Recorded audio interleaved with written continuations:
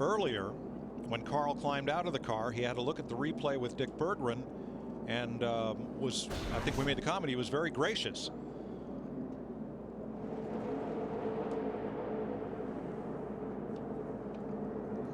I really thought it was his fault, but that replay doesn't look like it was as malicious as I thought. But he went on to further say, Brad never gives me any room. Yeah, and I said at the time, remember, that I thought when he went and looked at that again, he might change his mind. I know we showed the highlights of 2 Cup situations, one earlier in this race and then from Talladega. These two also got together in Memphis in the Nationwide Series race. In fact, Keselowski wrecked Edwards over at Memphis.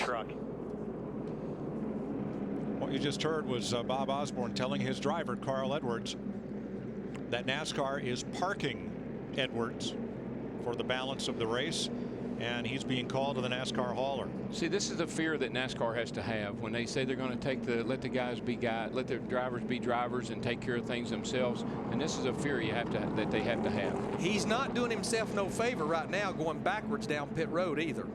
They're not going to like that at all. So Carl Edwards goes to the garage after contact between he and Brad Keselowski sends Keselowski on his roof, out of the race, and away from what would have been a top 10 finish. Chris?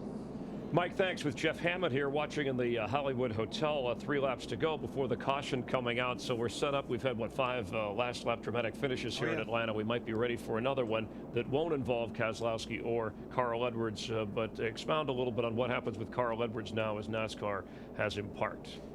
He's getting ready to have a really severe timeout situation. They're going to bring him up there in the truck, make him sit down and have a little word of prayer with him, with Mike Helton and probably Robin Pemberton along with John Darby, because they can clearly see the same thing we saw.